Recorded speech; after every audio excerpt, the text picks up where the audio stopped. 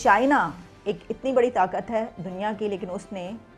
जो इंडिया है उसने घुटने टेकने, चाइना को अपने सामने घुटने टेकने पर मजबूर कर दिया। इसकी वजह ये है कि उसकी पॉपुलेशन, उसकी स्ट्रेंथ बनी और उन्होंने कहा कि हमने चाइनीज़ प्रोडक्ट्स का जो है वो बाइकआउट करना है, नहीं खरीदनी, और उनको कहना पड़ा कि इस तरह ना करें। तो इसी तरीके से हम भी दूसरों को अपने सामने यही कर सकते हैं। लेकिन हमने क्या किया कि चाइना के जो इतना बड़ा एक बहुत बड़ा सी पैक जो है वो शुरू हुआ, और बड़ा एक ज़बरदस्त काम था ये कि चलें उन्होंने इतनी इन्वेस्टमेंट की, लेकिन हमने उसको भी सही तरीके से इस्तेमाल ना कर पाए, और अब देखिए कि हम किस जगह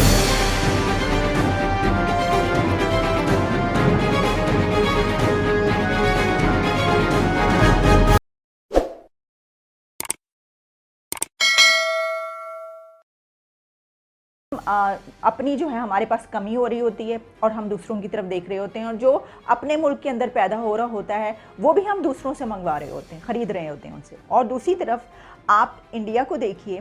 कि जो इतनी बड़ी पॉपुलेशन रखता है, इसके बावजूद उसकी वहाँ पर जब ट्रेड होती है तो चाइना जैसा कंट्री जो कि उसका जो है वो दुश्मन समझा जाता है, वो भी उसके सामने घुटने टेकने पर इंडिया के सामने मजबूर हो जाता है और कहता है कि प्लीज़ आप इस चीज़ को रिकन्सिडर कीजिए, आप जो बाइकआउट कर रहे हैं हमारी प्रोडक्ट्स का, वो मत कीजिए।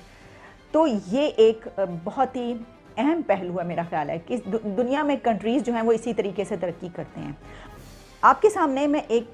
रिपोर्ट रख रही हूँ जो कि चाइना और इंडिया के बीच है। इसकी वजह यह है कि कहा यह जा रहा है कि चाइना ने इंडिया से रिक्वेस्ट ये की है कि वो अपनी जो ट्रेड पॉलिसी है उसको रिकन्सिडर करें। globaltimes.cn जो कि चाइना का ऑनलाइन टैबलॉइड है जिसमें न्यूज़ और आर्टिकल्स पब्लिश होते हैं, वहाँ पर एक आर्टिकल पब्लिश हुआ है जिसमें चाइना ने ये रिक्वेस्ट की है इंडिया से कि time for new Delhi to reconsider its anti China economic policy. ये बात चाइना ने क्यों कही, मैं आपको बता देती हूँ कि इसके पीछे क्या डिटेल्स हैं। इसकी वजह यह है कि इस मर्तबा दिवाली पर इंडिया में एक ये ख्याल पाया जाता था, एक ये सोच थी कि क्योंकि हम देखते रहे कि पिछले कुछ अरसे में चाइना और इंडिया के ताल्लुकात कैसे रहे, काफ़ी कशीदगी रही और काफ़ी ख़राब हालात रहे, तो इस वजह से वहाँ पर ये सोचा गया, ट्रेंड चलाया गया, ये अवेयरनेस पैदा की गई कि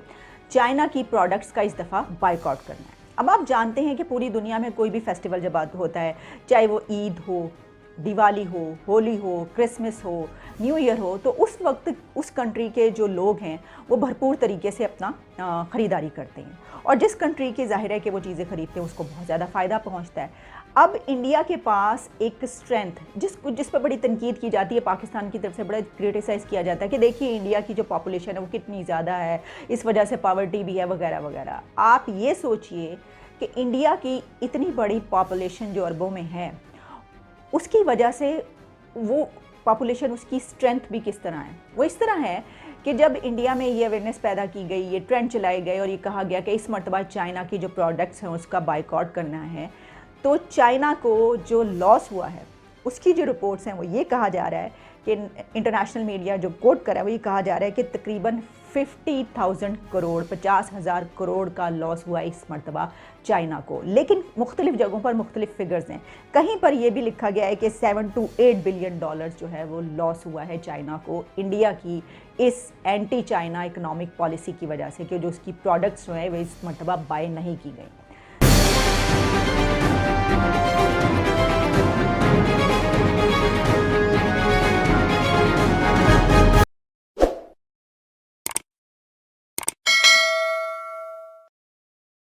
India's biggest exports to China are cotton, और दूसरी भी हैं बहुत सारी चीज़ें, लेकिन कॉटन मैंने इसलिए कहा कि पाकिस्तान भी ये समझता है कि पाकिस्तान तो कॉटन में मालामाल है, बहुत अच्छी कॉटन पैदा होती है पाकिस्तान में, लेकिन हम कॉटन को अपनी दूसरों के लिए अपनी वीकनेस नहीं बना सके ना, यानी दूसरे जो है वो हमसे कॉटन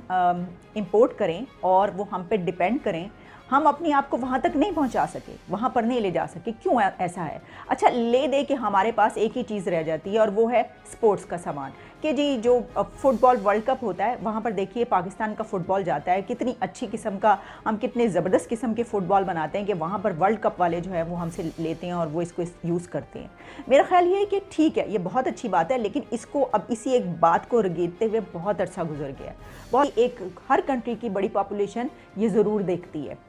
तो वो क्या करते हैं कि उस वक्त जब वो ब्रांड्स देखते हैं वहाँ पर उन मुल्कों में, तो वो कौन से किन मुल्कों के ब्रांड्स होते हैं? वहाँ पर इंडिया, इसके अलावा चाइना, इंडोनेशिया और कहीं कहीं पर मलाइशिया। आपको ये 3 से 4 कंट्रीज़ उन मुल्कों में मिलेंगे जिनके आपको ब्रांड्स, जिनकी आपको ख़ास तौर पर जब हम गारमेंट्स की बात करते हैं तो वो वहाँ पर बड़ी तादाद में मिलते हैं। और फिर लोग करते क्या हैं कि आप जानते हैं कि जो बहुत एक्सपेंसिव ब्रांड होते हैं वो कम ख़रीदे जाते हैं, ये वाले जो हैं कपड़े ये बहुत ज़्यादा ख़रीदे जाते हैं। तो दूसरे कंट्रीज़ में जाकर भी आपको जो टैग मिलते हैं कपड़ों पर और मुख्तलिफ प्रोडक्ट्स पर, वो कहाँ के मिलते हैं? इंडिया का टैग नज़र आता है आपको वहाँ पर। अमेरिका में, यूरोप में आपको इंडिया के टैग के जो है गारमेंट्स नज़र आएंगे, आपको चाइना का टैग नज़र आता है, आपको इंडोनेशिया का टैग नज़र आता है, कहीं पर मलाइशिया का टैग। तो अब आप सोचिए कि